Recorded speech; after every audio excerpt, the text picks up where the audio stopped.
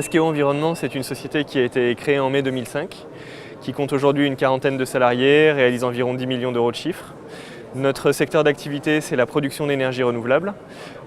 Cette énergie, on la produit à partir de biogaz, qui est issu de la fermentation de déchets organiques qu'on récupère soit du monde agricole, soit des collectivités locales.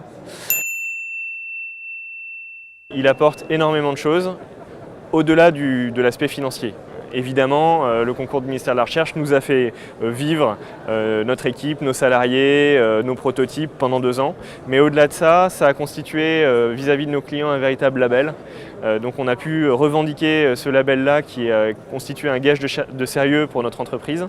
Et également, ce concours fait un effet de levier et permet d'aller solliciter d'autres partenaires, comme par exemple des prêts d'honneur ou des banques, pour amorcer le financement de l'entreprise dans ces premières années qui sont absolument clés.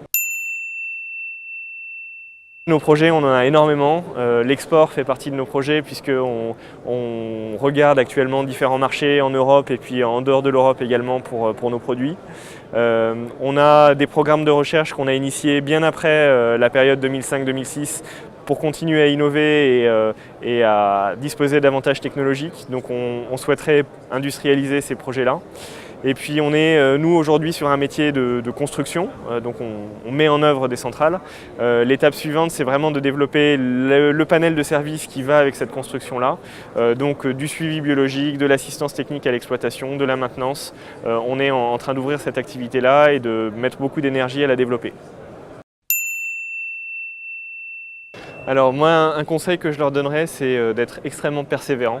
Dans une création d'entreprise, il y a beaucoup de hauts et puis aussi beaucoup de bas. Donc on se prend des claques régulièrement qui sont de nature commerciale, de nature technique. Et c'est dans ces moments-là qu'il faut s'accrocher à son idée, être persévérant et avoir vraiment une vision d'avenir. Un deuxième conseil que je pourrais leur donner, c'est de se faire accompagner. Un créateur d'entreprise, c'est souvent seul, isolé. Rejoindre un incubateur, par exemple, nous ça a été notre cas, ça nous a énormément aidé parce que ça nous apporte un œil extérieur, des encouragements au moment où on en a besoin et puis le réseau qui est forcément nécessaire pour implanter son produit sur son marché.